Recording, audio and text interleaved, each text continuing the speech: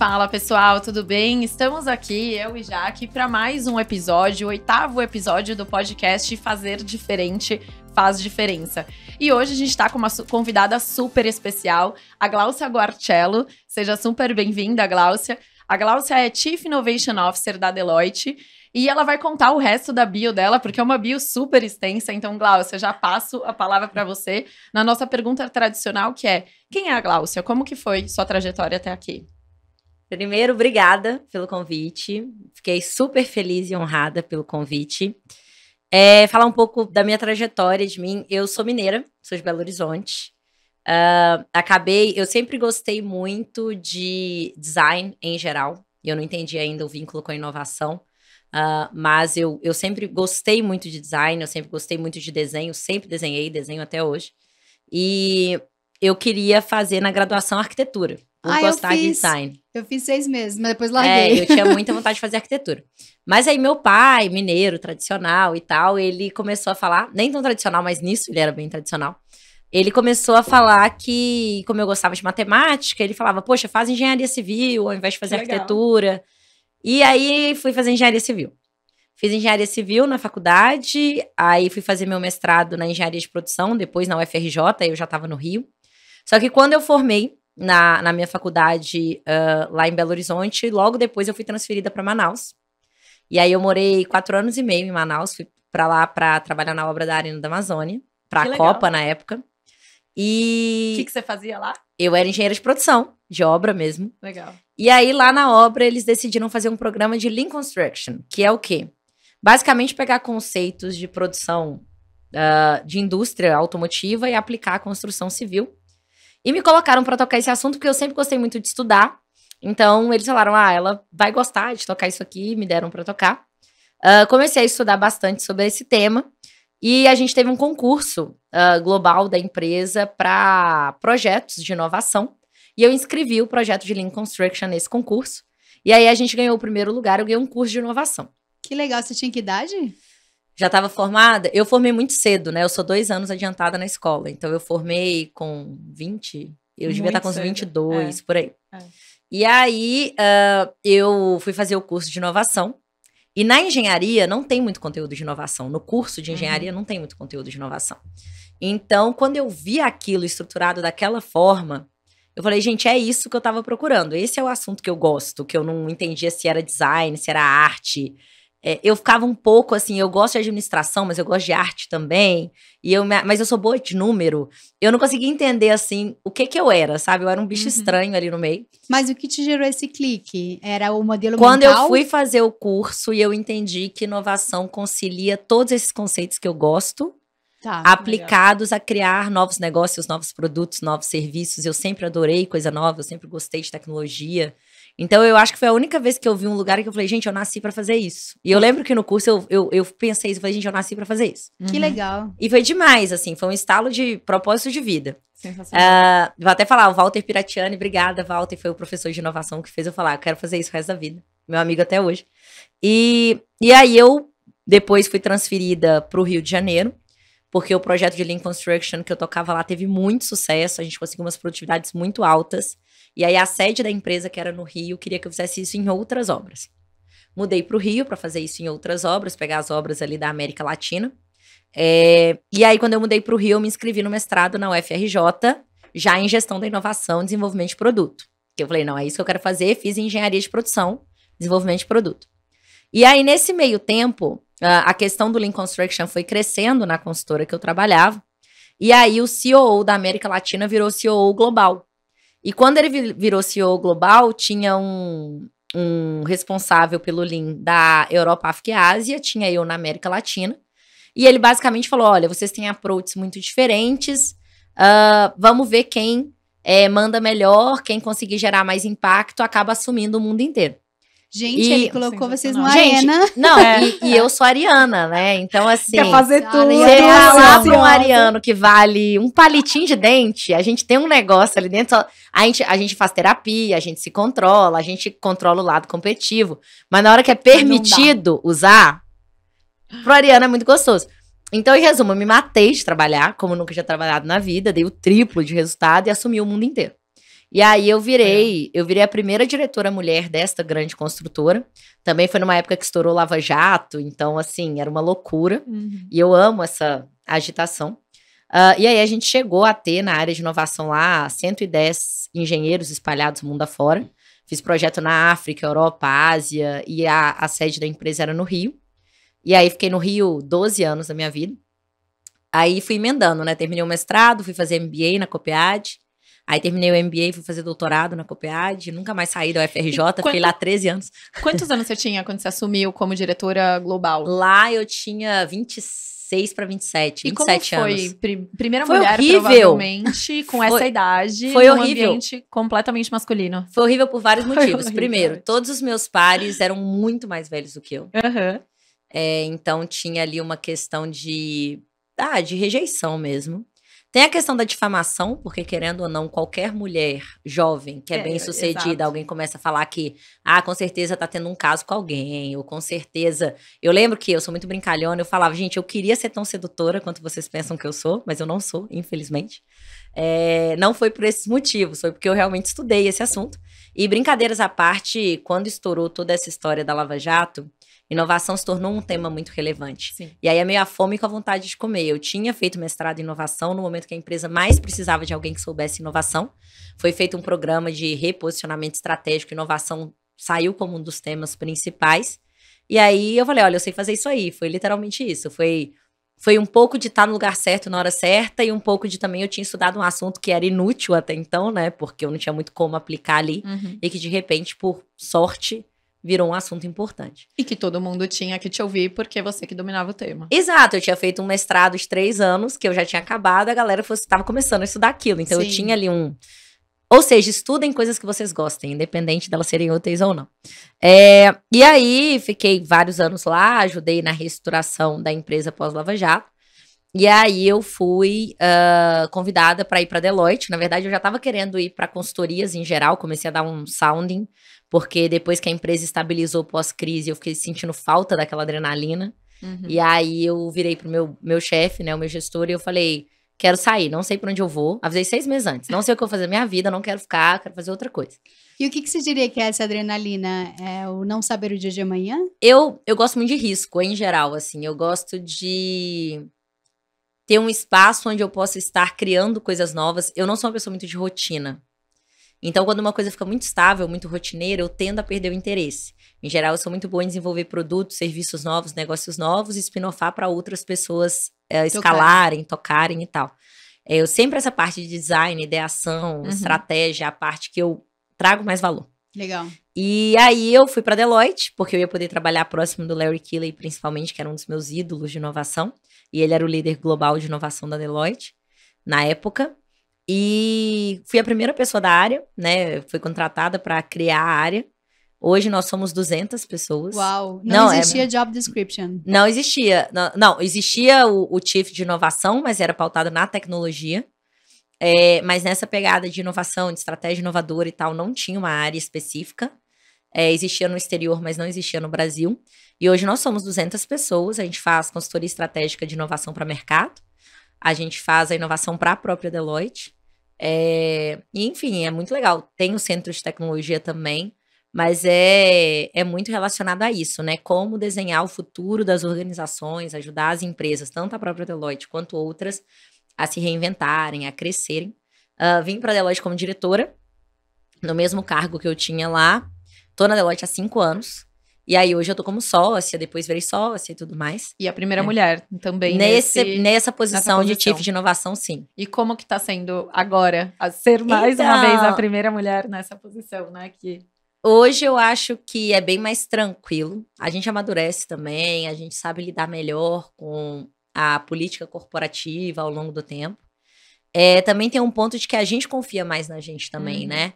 Eu acho que com a idade a gente começa a entender o valor que a gente tem. E aí você não duvida tanto mais de você também. Eu acho que a insegurança quando a gente é jovem é porque a gente também ainda não se encontrou muito. Então você tá ali naquele dilema de tentar descobrir quem você é, ao mesmo tempo que as pessoas estão te questionando se você estiver muito em evidência. E aí você começa a comprar o que as pessoas têm questionado, porque você ainda não tá muito bem resolvida com você mesma. Hoje é bem mais fácil de lidar com isso. Fora que hoje é uma dinâmica de empresa diferente. O mercado de engenharia e construção, de infraestrutura, é um mercado extremamente machista. Super. Consultoria não. Consultoria tem mulheres maravilhosas, assim, eu sou a primeira líder de inovação mulher na empresa no Brasil, mas a líder da consultoria empresarial, que é o maior business da empresa, é uma mulher. A gente tem várias mulheres no board. A gente tem, assim, vários exemplos que eu posso olhar para cima e falar, existem diversas executivas muito mais bem-sucedidas que eu lá dentro, que é bem diferente do que eu tinha na empresa anterior. Então, eu acho que isso também ajuda, porque você não tá ali desbravando o caminho completamente do zero mais, sabe? Você tá dentro de um sistema que é pró-mulheres, o que já ajuda muito também. E com outras, né, mulheres do lado pra... Exato, você mulheres que você admira, exato, que você se inspira. sente inspirada, exatamente. Você olha pra cima, tem pra onde ir, entendeu? Tem referência. Sim. E falando em referência, para quem quer seguir nesse teu caminho, tem um pré-requisito, digamos, de cursos de conhecimento, de base, de repertório, qual é o perfil que você procura, assim, digamos, para alguém que queira assumir inovação? Né? De inovação, vamos lá. Saúde mental. Isso em primeiro lugar. Inteligência emocional, tô brincando. Também. Mas eu acho que tem algumas coisas que são super importantes. Tem coisas que são soft skills e hard skills. Falando dos soft skills, tem que ser uma pessoa muito resiliente, porque lidar com mudança é sempre difícil. Você sempre vai estar tocando o ego das pessoas, você sempre vai estar incomodando de alguma forma.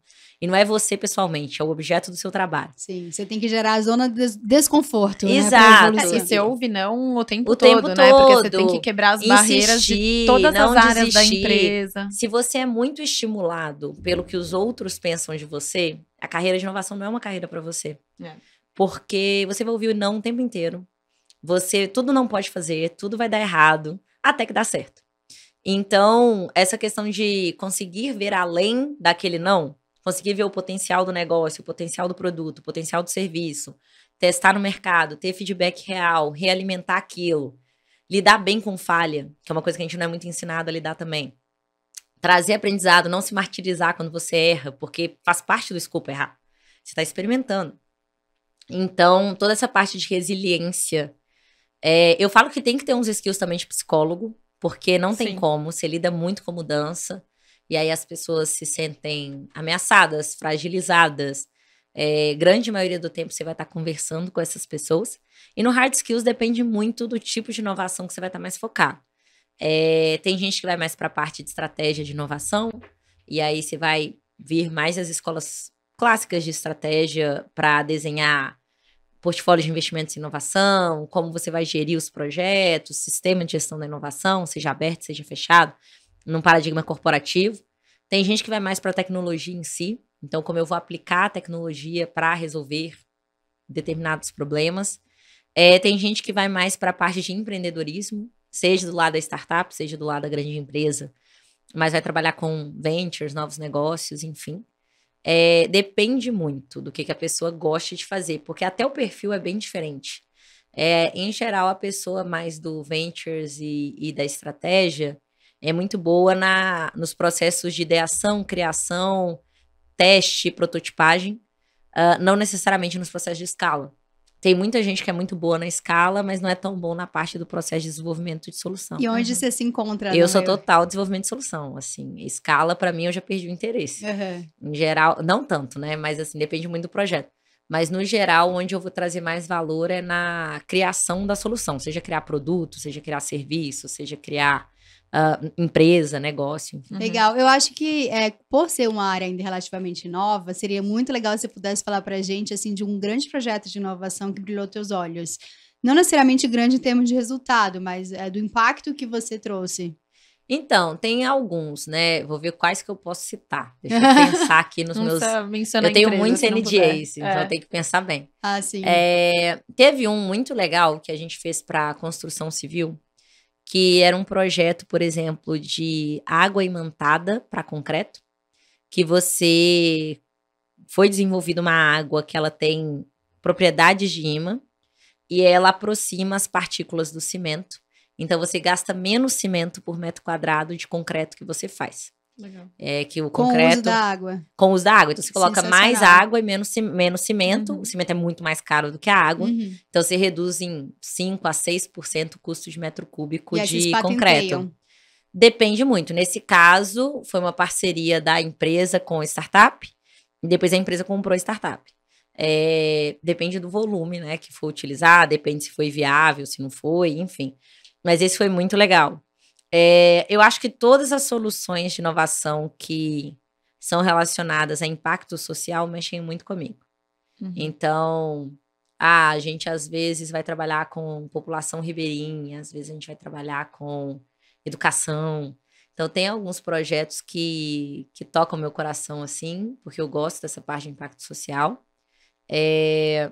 Mas tem muitos que eu não posso falar, porque eu tô de Naturalmente. NDA. Mas é muito nesse aspecto, né? Existem clientes e empresas que estão buscando inovação P&D. Uhum. Aí eu vou estar falando de estudar materiais, estudar moléculas, estudar tecnologia, estudar esse tipo de coisa para desenvolvimento de produtos, basicamente. E tem clientes que estão mais no espectro da gestão da adoção de tecnologia, transformação digital, estruturação dos negócios atuais de uma maneira mais inovadora. E ainda tem outros que estão tentando criar novos negócios. Uhum. E aí, novos negócios, em geral, são novos serviços, não é produto.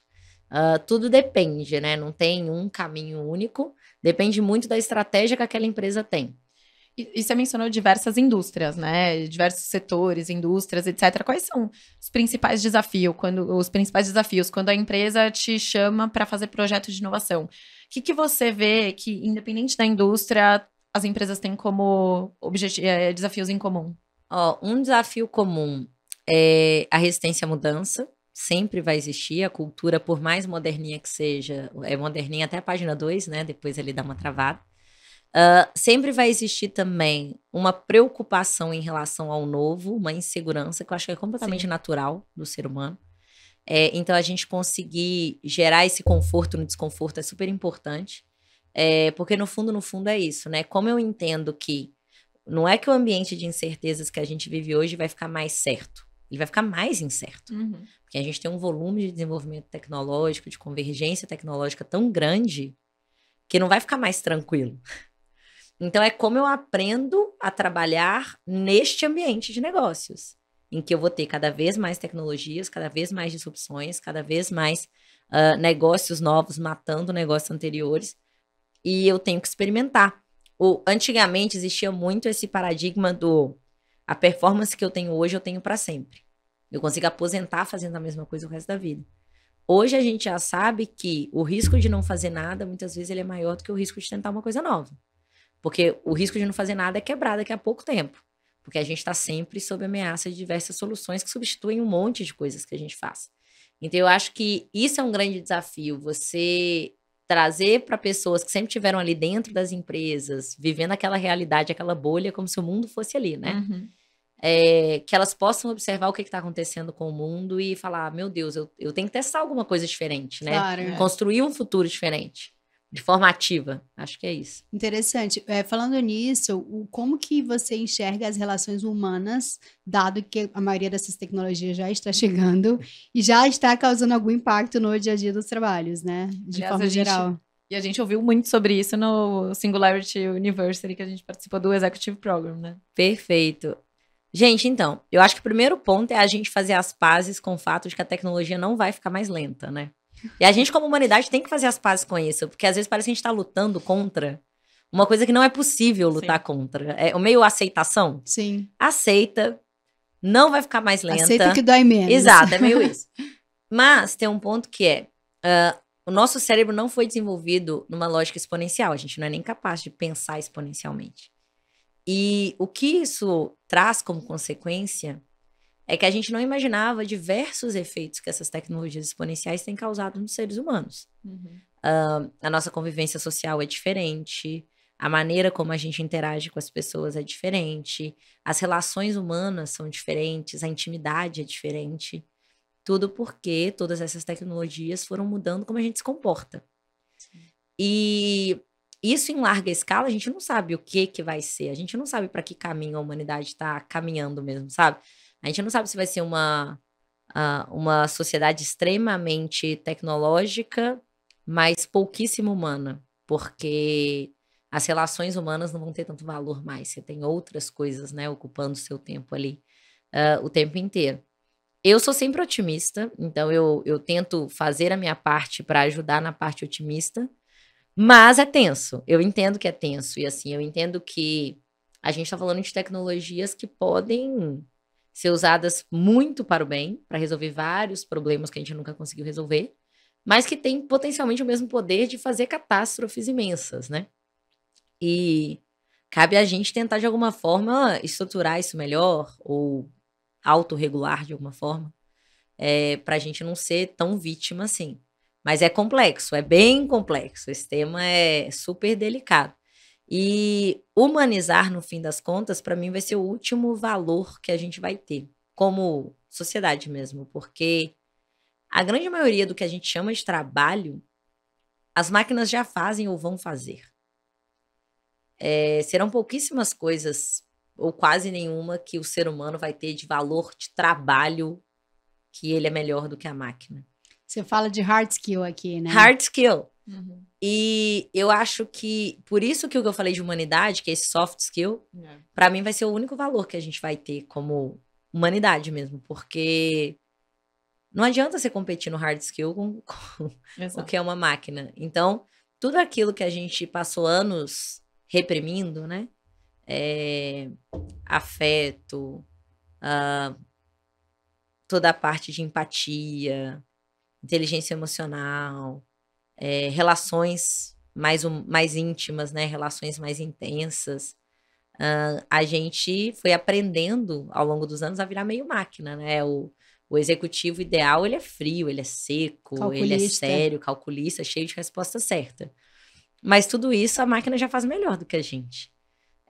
O ser calculista, frio e ter um monte de resposta certa. A gente deveria focar no outro lado.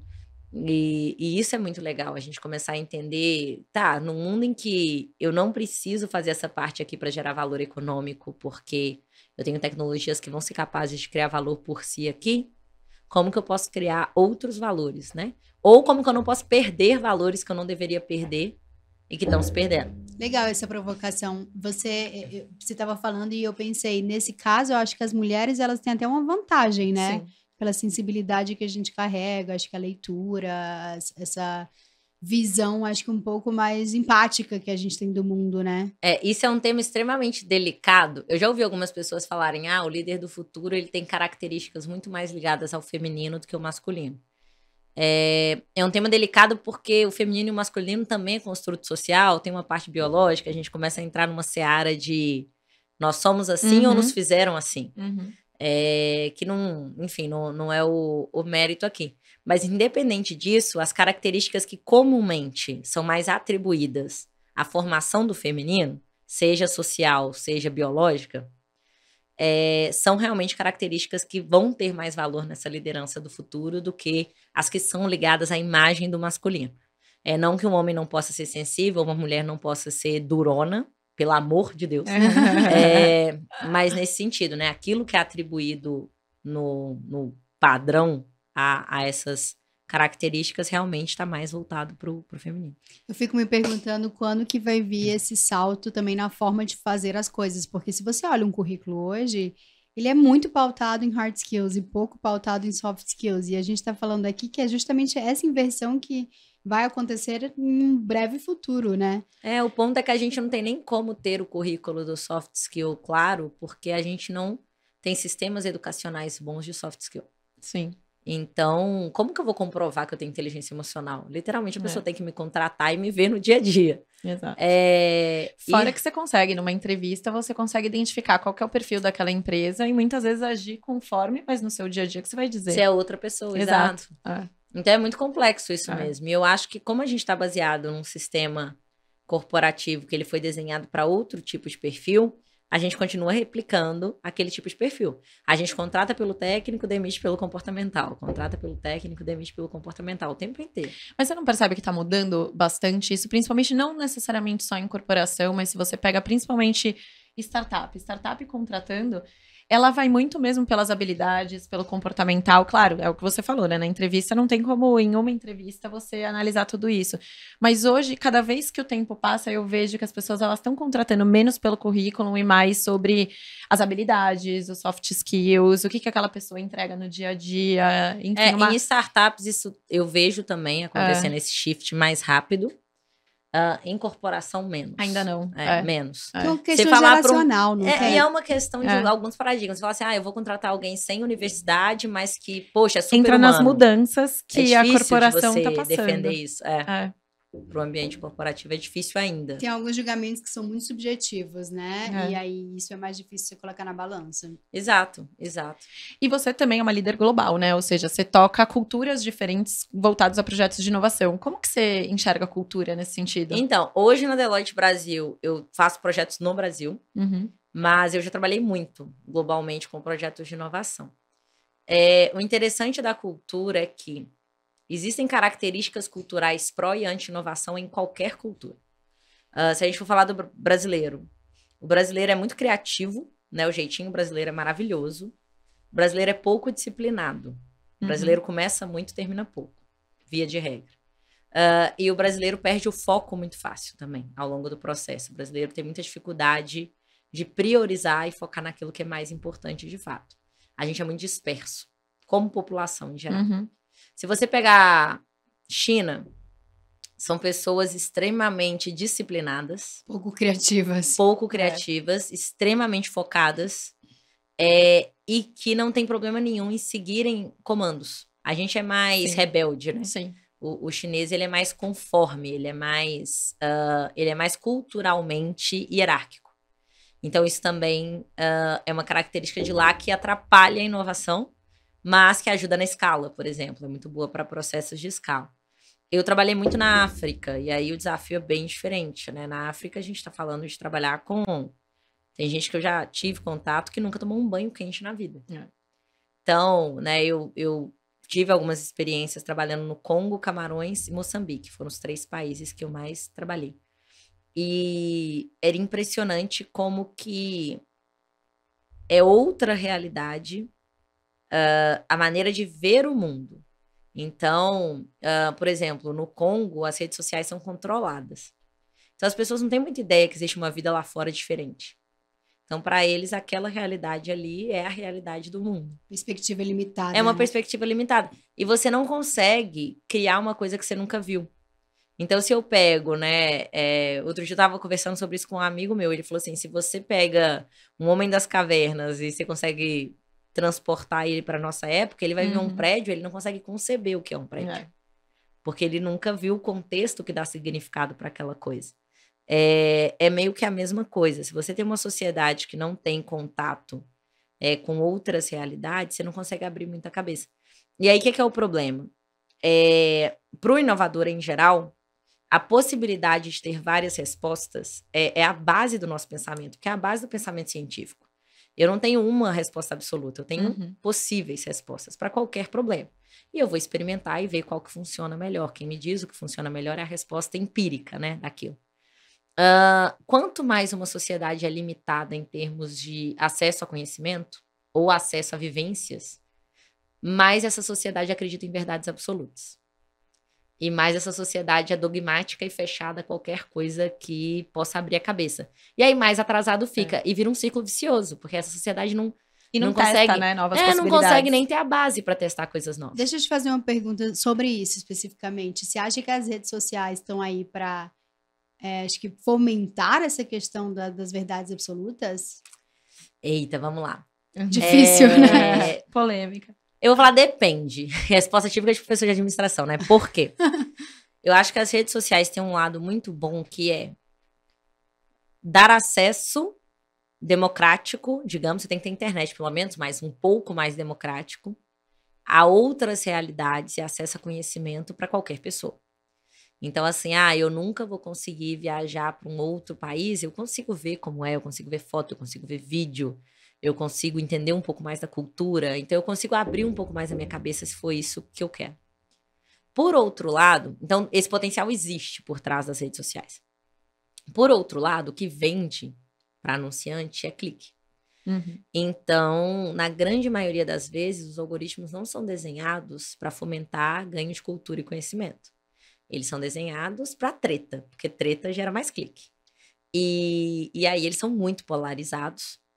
E essa extrema polaridade gera crenças absolutas que você ainda acha uma tribo ali que acredita. E pode ser a crença mais absurda do mundo. Existe. E tem um grupo ali que acredita fielmente naquilo. Coisas que a ciência já provou, coisas terraplanista. E tem um grupo que acredita fielmente naquilo. E aí você começa a fazer um desserviço, você começa a fazer o contrário, você começa a desaculturar as pessoas. Por quê? Porque o propósito do uso da tecnologia não é a tecnologia em si. A tecnologia em si é o mesmo ponto que a gente estava falando antes. Ela teria um potencial maravilhoso de gerar acesso. E de mudar a cabeça das pessoas, e de gerar mais ideias, né? Criatividade é combinação de repertório. Você precisa ter visto várias coisas para você poder criar coisas novas. Ela perde esse potencial porque o dinheiro vem de eu fomentar o extremismo. E aí o extremismo acontece. Então, dica prática para quem estiver assistindo, curta coisas que você não curte. Eu faço muito isso. Assim. Seja curioso, né? Saia da bolha, né? Não, mas não é só isso. Interage com o algoritmo para ele não te mapear tanto. Então, por exemplo, às vezes eu curto fotos de visões políticas que eu não concordo. Eu curto posts que eu não concordo. Que aí vem... E eu curto outros que eu concordo. Sim. Porque eu dificulto pro algoritmo me mostrar só o que eu gostaria de ver ou ficar me fazendo só sentir ódio. Então eu vejo neutro. Eu acabo ficando... Eu sou uma pessoa muito difícil para as redes sociais me mapearem. Muito. Porque eu forçadamente interajo. Eu posso parecer pros meus amigos uma maluca, né? Porque eu vou curtir o negócio do Lula e do Bolsonaro. A pessoa fala assim, mas ela votou em quem? Mas porque eu quero... ouvir as opiniões. Eu quero estar numa zona onde eu entenda o que as pessoas estão pensando e que eu não fique no extremismo pelo extremismo. Porque é muito fácil você encontrar... O ser humano quer pertencer, né? É o nosso instinto mais profundo. Se você acha um grupo que pensa como você e esse grupo é unido, essa crença vira mais importante que tudo. E aí vai virando mini movimentos de seitas mesmo, né? São várias pequenas seitas, assim. Sim, total. E fica irracional. Começa a ficar irracional. Então, vira um grande perigo, no fim das contas. Além de todo ponto que a vida nas redes sociais não é a vida de verdade. Exato. E aí, dependendo da rede social, né? Mas se você pegar lá Instagram, é uma vida muito mais feliz do que a vida de verdade é. Ninguém vai postar lá que tá deprimido. Todo mundo vai postar o dia que tá viajando, o dia que tá bonito, o dia que tá estudando, que tá fazendo uma coisa legal. Sua filha acorda às 4 da manhã, você hoje minha filha acordou 4 da manhã. Eu não postei lá, ai, que inferno. Não. Então, assim, a gente tem que tomar muito cuidado quando a gente começa a comparar o recorte da melhor coisa da vida do outro com a nossa realidade. Porque isso aqui não é a realidade. E a gente precisa ter consciência disso, porque o que existem de casos de depressão por causa de redes sociais, comparação de vida, fora toda a edição de foto, etc., que as pessoas acreditam que aquela imagem ali é real e também não é. Tudo é questão de ângulo, luz, Photoshop e outros aplicativos. Então, acaba gerando vários transtornos mentais por causa dessa comparação. Já o Twitter é diferente, pelo menos era, que agora eu não sei o que tá virando o Twitter, mas o Twitter sempre foi mais ácido, né? O Twitter nunca foi pra ser feliz, é pros revoltados reclamar, é isso, é a minha rede social favorita. Era, né, Elon Musk? Era a minha rede social favorita. E por quê? Porque o Twitter é um exercício antropológico, você vai ver várias notícias e você vai ver, assim, desde as coisas mais engraçadas do mundo, que o brasileiro é a arte de fazer meme, a gente é maravilhoso. Mas até opiniões mesmo. Você vai conseguir entender opiniões diferentes em relação à mesma notícia, em relação ao mesmo, né, insight, enfim. Ou algum acontecimento, fora que você tem ali os trends que, cara, não conseguiu ler nada no dia. Você vai nos trends ali, você sabe tudo que tá acontecendo no mundo no dia. Então, isso gerava um tipo de engajamento que eu achava mais produtivo do que o Insta. Fora que eu gosto desse humor mais negro, né? Eu acho engraçado. Então, eu me divertia mais no Twitter do que todo mundo acha lindo, todo mundo feliz. Mas eu gosto de ver ali umas coisas mais ácidas. Mas também fomenta, enfim, né? Todas as redes sociais, elas têm uma lógica de funcionamento que, infelizmente, porque elas precisam monetizar, infelizmente, nem sempre ela tá servindo a sociedade como poderia, entendeu? É legal a ótica que você traz para os temas, porque acho que teu perfil de inovadora, você acaba ponderando os prós e contras, né? É, a gente sempre tá avaliando, parece professor, né? Sempre, mas é legal. E você falou uma frase que me chamou a atenção, que é a criatividade, ela vem com repertório. Isso. E aí, com base nisso, eu queria te fazer uma pergunta de, você é fora do Deloitte, né? De onde vem esse repertório? É viagem? Quais são teus hobbies? O que você faz? Eu vou dar várias dicas práticas para melhorar a criatividade, que são ótimas. Escovar o dente com outra mão ajuda muito. Ou fazer qualquer atividade rotineira que você faz, em geral, com uma mão, fazer com a outra ajuda também. Você faz isso no dia a dia? Desenhar, porque o lado do cérebro que a gente usa para desenhar é diferente do lado analítico. E como a gente é criado para atrofiar o lado criativo do cérebro e para usar o lado analítico, a gente tem um lado super musculoso e o outro atrofiado. Basicamente é isso. Porque o cérebro, no fundo, você tem que fazer musculação com o seu cérebro, né? É isso. O cérebro, ele tem que ser estimulado. Ele é como qualquer outra coisa no seu corpo, né? Se você não usa, você não consegue estimular. E qual que é o grande ponto? Quanto mais você vai ensinando o seu cérebro a ter perspectivas diferentes, aí eu já vou entrar na questão dos conteúdos também, mais ele te ajuda a criar cognições diferentes. E é da cognição diferente que vem a criatividade. Então, como eu falei, né? Escovar o dente com a outra mão, desenhar, pode ser assim, uma joaninha, mas todo dia desenha alguma coisa. Fazer caminhos diferentes. Todo dia eu faço caminho pro meu trabalho igual. Não, tenta fazer um caminho diferente, não entra no automático ali, forçar a sua cabeça a pensar. Num território que seja seguro, sair andando sem rumo. Ajuda também a inspirar o cérebro. Tudo que é relacionado à arte. Museu, exposição, história. Tudo que é relacionado a conteúdo artístico, em geral, estimula o lado criativo. Seja você fazendo arte, seja você admirando arte. Leitura. E aí, leitura dos mais diversos. Desde ler romance, ficção, livro técnico, poema. Depende muito do que você goste de ler. Mas também ler sobre coisas que você não esperaria ler. Eu sou muita pessoa você já percebeu, né? Do meio do caminho. Então, em tudo, assim, por exemplo, você vai ver, eu fiz toda a educação formal, graduação, mestrado, doutorado. Aí muita gente me fala, nossa, mas você é da inovação, você não acha careta fazer doutorado e tal, que é tão formal, tem todos os ritos super formais. E eu falo, gente, pra mim é um exercício de humildade e resiliência.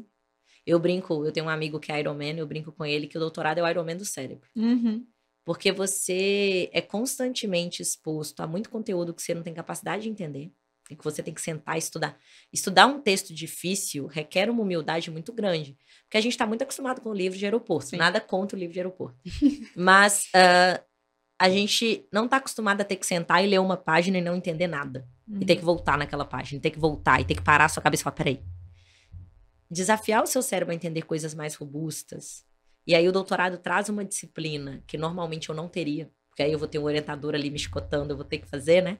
E tem todos os ritos que você tem que fazer. E tem toda uma lógica de como fazer. Você não pode simplesmente chegar e dar a sua opinião.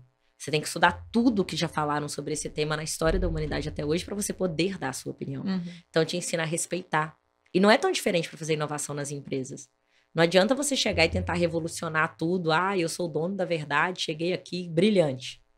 Não. Você já acabou te dando muita base pro tenta trabalho entender o que as empresas já fizeram. Tenta entender como elas... Se tem uma empresa viva hoje, com certeza ela inovou. Pode ser incrementalmente, ela criou um produto em algum momento. Ela sabe fazer o trabalho dela. Respeite essas pessoas também. Respeita essa história também e tenta achar o que você traz a mais. Então, assim, eu amo a educação não formal. Tanto que, se você olhar, eu também já fiz um monte de curso de curta duração, porque eu adoro estudar. E aí, o ponto do repertório, eu adoro estudar. Nunca parei de estudar, nunca vou parar, eu amo. É o que eu mais gosto de fazer na minha vida. Pena que estudar não dá dinheiro, né? Mas é o que eu mais gosto de fazer na minha vida. Mas dá, né? Porque você chegou onde chegou, porque você estuda muito. Depois você usa, né? Você aplica. Mas assim, o ato de ler, ninguém te paga pra ficar lendo, entendeu? Ou te paga bem pra ficar lendo. Mas te ajuda a ser menos intolerante. Você fica muito mais... aberta. Você fica muito mais flexível, muito menos... Eu sou muito contra verdades absolutas. Em qualquer sentido que seja, sabe? Eu acho que a verdade, ela sempre é uma percepção. Sim. de alguém em relação a alguma coisa. Sim. E eu posso ter ambiguidade, eu posso ter duas verdades coexistindo porque elas são tocadas em narrativas diferentes. Perfeito. E hoje, além de ser executiva, você também é professora, você também é colunista. Como que você lida também com esse outro lado, e mãe. né? Mãe. Conta pra gente. É. E até eu acho que depois da maternidade, o que isso ressignificou Isso, pra você, né? Eu E brinco, como que é o seu estilo de professora, o seu estilo de ser mãe? Tá, vamos lá. Eu brinco que depois de ser mãe, eu não lido, né? Eu sobrevivo, porque é muito assim. Eu falo, eu tô sempre decepcionando alguém. Ou eu sempre queria ser uma esposa melhor, eu queria ser uma mãe melhor, eu queria ser uma profissional melhor, eu queria ser uma professora melhor. Mas eu tenho aprendido a ser gentil comigo. Eu sei que eu tô fazendo o melhor que eu consigo. Eu tô literalmente me matando para fazer isso tudo. E Me ainda matando, tá aqui, não. muito obrigada.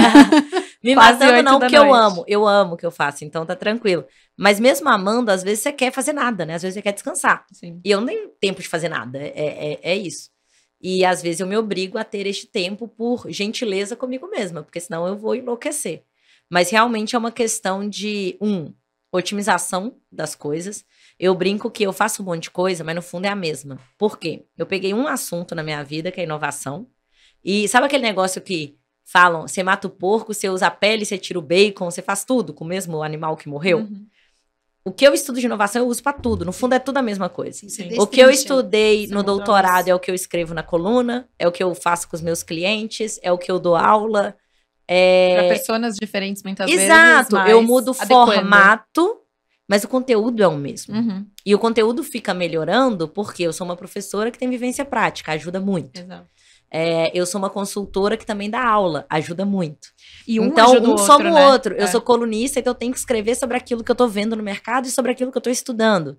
Então, não é que são carreiras paralelas. É uma carreira só, que eu acabo entregando em formatos diferentes e que me ajudam a potencializar em todas elas. Eu falo, não é que eu tô fazendo manteiga, eu não tô fazendo curso de culinária, entendeu? Tudo que eu faço tá no mesmo assunto.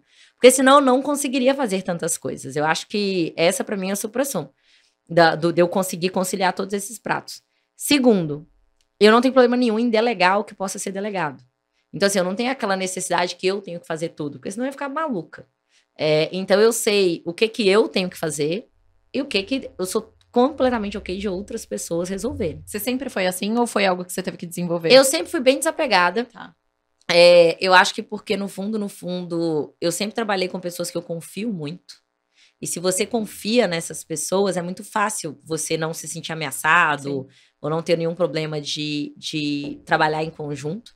E a grande maioria do meu time, a gente tá junto há 12 anos. Então, assim, a gente se conhece de trás para frente para trás. Então, flui muito fácil. E a gente já sabe o que um é bom, o que o outro é e o que é muito ruim. Então, tem coisa que nunca vão pedir para mim, tem coisa que eu nunca vou pedir para tal pessoa, porque a gente sabe o que cada um coloca ali de contribuição. Isso ajuda muito também. Uhum. E aí, falando de maternidade, é sempre um desafio, porque é o maior amor da sua vida, você sempre quer fazer mais, mas ao mesmo tempo você não quer se invalidar como pessoa também, você tem o valor que você traz para o mundo, que você já entendeu na sua cabeça de outras formas. Então, por exemplo, eu tenho amigas que são mãe full-time completamente realizadas fazendo isso, que não se veem no mercado de trabalho. Mas tem pessoas como eu e outras amigas que, se eu não trabalhar, eu acho que eu perco parte da minha identidade. Porque parte da minha identidade está em trabalhar também. Então, eu tento sempre conciliar isso para quê?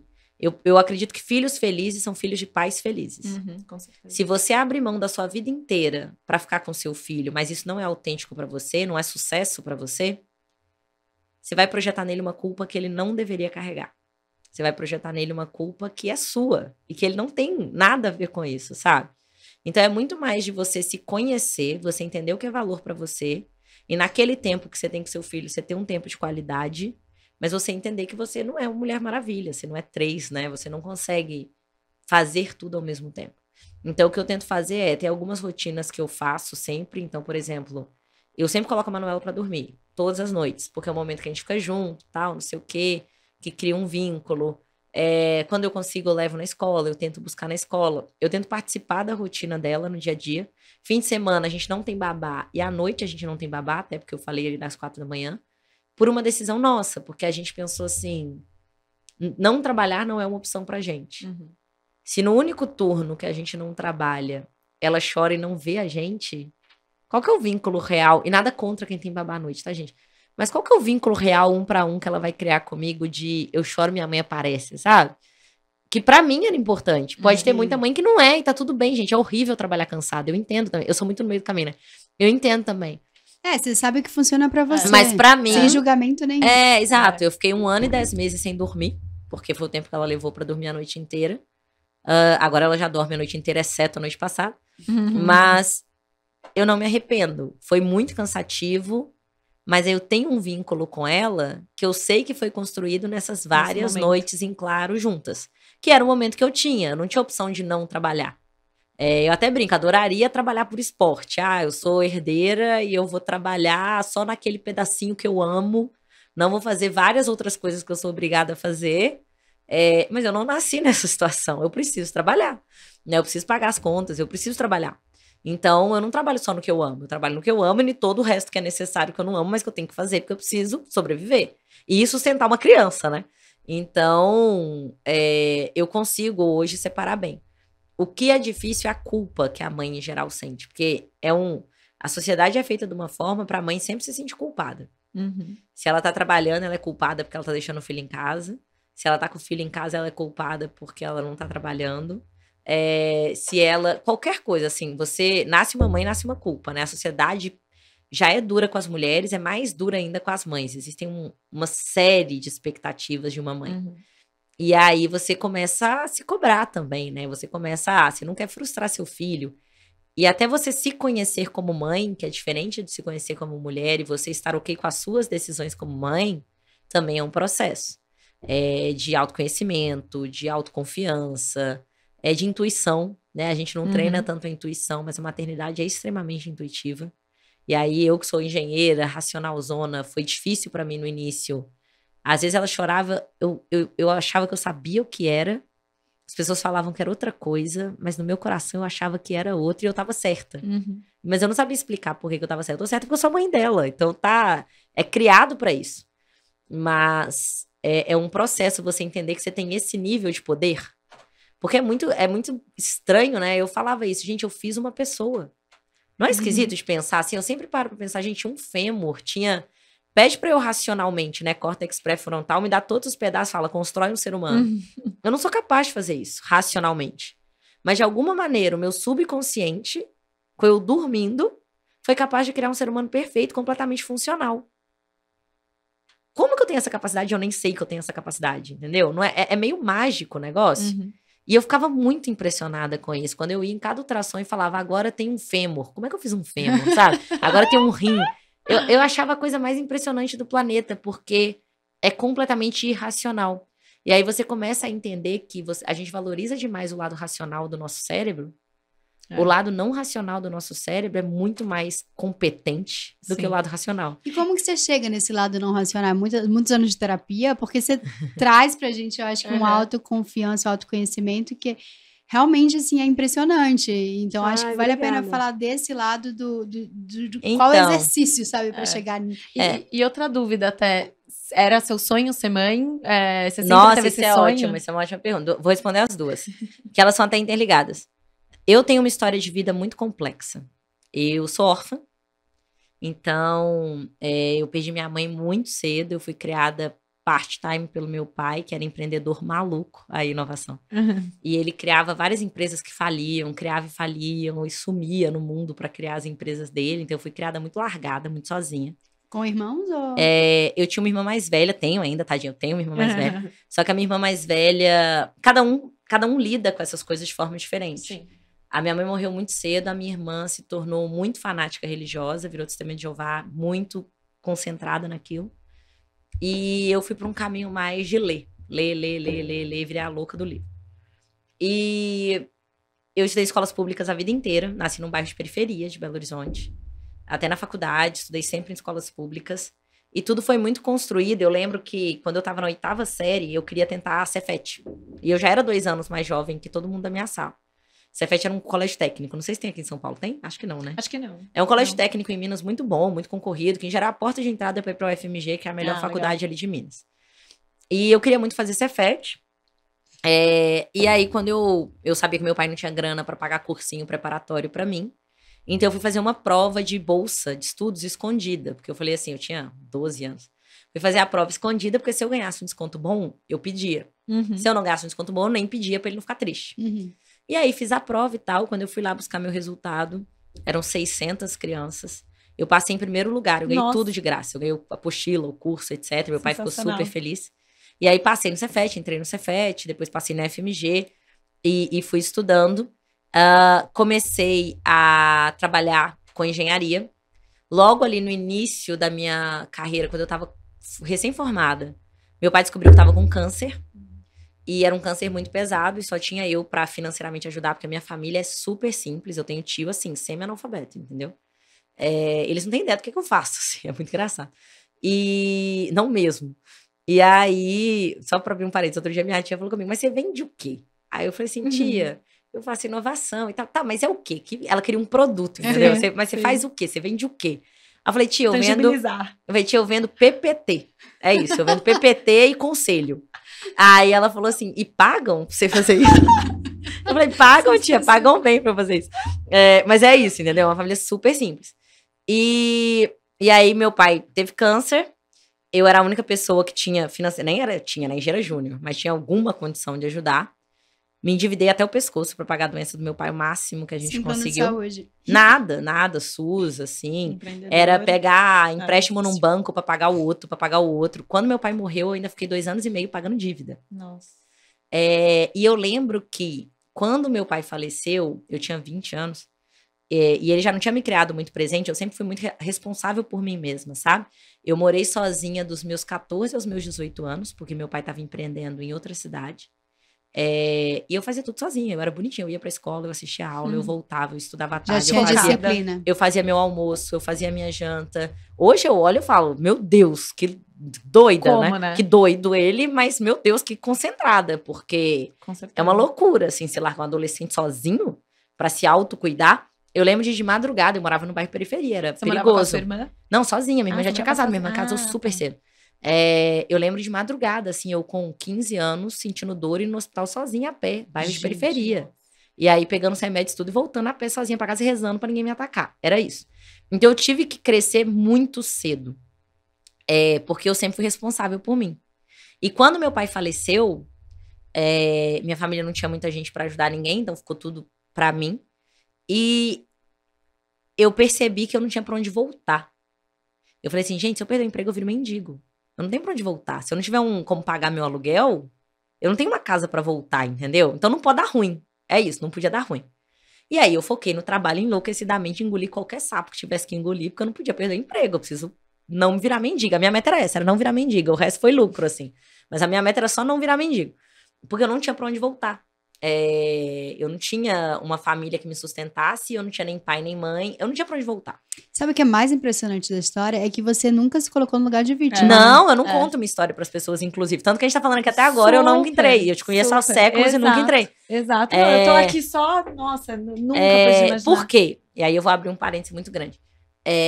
Eu odeio aquela história do self-made que vira desculpa pra gente não ajudar as pessoas. Sim. Pra falar assim, se você tiver força de vontade, você vai conseguir. Cara, você não deveria ter que passar pelo que eu passei. Então, eu não gosto de usar a minha história como âncora pra esse tipo de pensamento de... Tá vendo? Ela nasceu na periferia, estudou escola pública a vida inteira, virou C-level numa das maiores empresas do mundo. Comi o pão que o diabo amassou, tomara que ninguém tenha que passar por isso. É isso. Então, eu nunca me ancorei nessa narrativa, não porque eu tenha vergonha da minha história. Durante muito tempo eu tinha, eu vou chegar nesse parêntese aí pra vocês também. Tô até olhando o tempo ali, ai meu Deus. Gente, mas já passaram 50 minutos, eu queria mais 50. Mas eu também, só qual que é o ponto? Eu comecei, então, a ter esse foco muito grande de, cara, eu tenho muitas dívidas pra pagar. No final do câncer do meu pai, ele tinha que usar um adesivo de morfina que custava R$800 cada adesivo. Ele tinha que usar um por dia. Eu ganhava R$3.000 de salário por mês. E ele passou alguns meses, assim. Então, assim, o meu salário não pagava uma semana do tratamento. E eu não sabia mais, no final, eu não tinha pra que banco pedir empréstimo. E eu não sabia mais como que eu ia fazer. Porque eu falei assim, eu comecei a rezar pra Deus. Ou sara ele, ou leva, porque eu não sei o que fazer. Mas, assim, enfim. E aí, o que aconteceu? Como eu tive uma história de vida de muita garra, luta e... Poxa, eu entrei na faculdade, eu morava no Barreiro, que é esse bairro de periferia, eu estudava na UFMG, que é na Pampulha. Eu tinha que pegar 3 ônibus pra ir, 3 ônibus pra voltar e ainda subir um barranco, todos os dias. Meu pai não tinha dinheiro pra me dar o ônibus e a comida. Ele me dava só o ônibus. Então, o que eu fazia? Eu estudava as matérias antes, eu dava aula particular para os meus colegas de classe para eles pagarem o meu almoço. Nossa. E aí, como eu tirava nota boa, porque eu fui medalha da faculdade, eu tirava nota muito boa, porque eu estudava muito, depois eu virei monitora da faculdade. Então, semana de prova, eu ajudava os alunos a estudarem para a prova. Desde então, tudo complementar, Exato. né? Eu sempre fui muito empreendedora nisso. Eu ia dando meus bicos ali, eu dava aula particular para um, aula particular para outro. É o espírito da sobrevivência, literalmente. No espírito da sobrevivência. E aí, à medida, quando eu fui ficando mais velha, você falando da maternidade, eu tinha pânico de ser mãe. Eu falava, não é pra mim. Porque eu pensava, gente, se eu tenho medo de eu virar mendiga, imagina eu ter outro. Entende? Tipo, aí é 2 pra potencialmente virar mendigo. Então eu tinha muito medo. Eu tinha 2 medos. Eu tinha medo de amar nesse nível e perder mais alguém. E eu tinha medo da responsabilidade de não pode dar errado mesmo. Porque hoje, se não der muito errado, sou eu ferrada. Mas se der muito... Desculpa a expressão. Somos nós duas. Ou nós dois, né? Não sabia. Então, eu falava o contrário. Eu falava, não nasci pra ser mãe, não é pra mim, meu foco é carreira. Mas é porque eu tava nessa bolha da sobrevivência. E aí, eu tinha um problema em relacionamentos que era, eu não deixava ninguém entrar. Nossa. Qualquer cara que eu ia namorar, eu me identifiquei. ele se aproximava um pouquinho, eu afastava. Porque eu tinha medo de perder, eu tinha medo de sofrer. E aí, é engraçado que o meu marido, ele era meu amigo antes da gente namorar por alguns anos. E ele falava, você não deixa eu entrar na sua vida. Me deixa te ajudar, sabe? Me deixa te ajudar. Mas ele teve essa percepção. Eu tinha problema. Ou não? Já, eu fazia terapia já há um bom tempo, tá. né? Ele falava isso, ele falava muito, aceita ajuda. Você não tá mais nesse modo, desliga o modo sobrevivência, já deu tudo certo, sabe? Você vinha naquele mood. Porque depois mesmo eu construindo patrimônio, comprando coisas, investindo, tendo a minha, né? Hoje eu tenho uma segurança financeira. Hoje, se eu perder todas as minhas fontes de renda, tá tudo certo. Eu continuo tendo renda. Eu não vou virar mendiga. Então, você baixou a guarda por conta dele? Por conta dele. Porque... Quer dizer, por conta própria, né? Porque você tá aprendendo a se vulnerabilizar. Mas assim, o que era o ponto? Eu amo meu marido mais tudo na minha vida, né? Ele é meu melhor amigo. Ele me deu a família que eu sempre sonhei ter. Porque família italiana você conhece, né? Sim. Eu carente órfã com a família. Carente órfã com a família que é pura pegajosidade. Eu amo, né? Eu amo. Barulhentos, amorosos. Festa, te agarram o tempo inteiro. Tudo que eu queria, né? Um sonho da minha vida. E aí, quando eu comecei a perceber que o fato de eu ter, né, passado por tantas coisas me fez me fechar demais, eu comecei a ir dando uma chance, assim, vou confiar um pouquinho, se trair minha confiança, vamos ver. E ele foi sempre correspondendo. E como eu falei, eu já era amiga dele há um bom tempo antes, então isso ajudava também, a confiança já estava construída. E aí, quando eu comecei a conviver com a família dele, ele tem sobrinhos pequenos. E eu nunca tinha convivido muito com criança. E criança é maravilhoso, eles são engraçados, eles são animados. Então eu falei, não é que eu tive desejo de ser mãe, eu tive desejo de ser mãe de um filho dele. Porque eu queria ter um projeto de criar uma pessoa junto com ele, era isso. Gente. E aí eu me apaixonei pela ideia. E aí é muito engraçado que depois que você vira mãe, cura isso tudo, é muito louco, né? Aquele medo que eu tinha, né? o medo que eu tinha de amar, gente, eu amo essa menina que assim, é visceral, é com toda a minha alma é dessa criança, entendeu? É completamente eu que era toda controlada nos meus sentimentos, é completamente descontrolado. E é maravilhoso. Então, mas de novo, é muita terapia, muita reflexão, muita meditação, muito autoconhecimento e muita luta, né? Eu acho que esses problemas corporativos que eu brinquei aqui no início, que eu falava, gente, eu não sou tão sedutora assim. Eu sempre levei grandes problemas corporativos de maneira leve, que a minha vida foi muito mais sofrida que isso. Então, fofoca corporativa, não sei quem tá com raiva de não sei quem tá tentando passar por cima de não sei quem. Eu nem escuto. Eu não tenho tempo, assim, sendo muito realista, porque eu quero fazer tantas coisas, eu tô ocupada com tantas coisas. Exato. E eu já passei por tantas coisas que não me afetam muito, assim, eu realmente acho besteira. Eu falo, ai, gente, pelo amor de Deus. Eu criei 3 regras, eu sempre falo isso. Principalmente na época da empresa anterior, que quando eu fui promovida virou, tipo, uma super fofoca.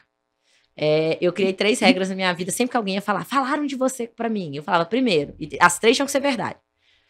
Foi você que ouviu? Ou alguém te falou que ouviu? Foi de primeira mão ou de segunda mão? Foi de segunda mão, já não quero saber.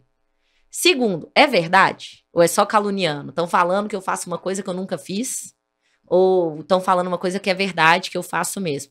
Terceiro, eu posso melhorar? Eu posso mudar isso? Senão não me Se conte. as 3 não forem verdade, eu não quero saber. Perfeito. Porque não vai mudar nada na minha vida, além de me deixar pra baixo. Nada na minha vida. Exato. Então eu prefiro não saber. E até hoje, assim, eu não alimento fofoca, eu não alimento mimimi. Eu não tenho tempo pra mimimi. Ainda mais agora que eu tenho filho. Pelo amor de Deus, gente. Tem muita coisa pra fazer. E eu sempre fui focada nisso. E o que eu percebi é que quando você foca em fazer coisas pelo valor que elas criam, e você efetivamente gosta de pessoas, você é empático, você tenta fazer o esforço de entender as pessoas, a carreira vem.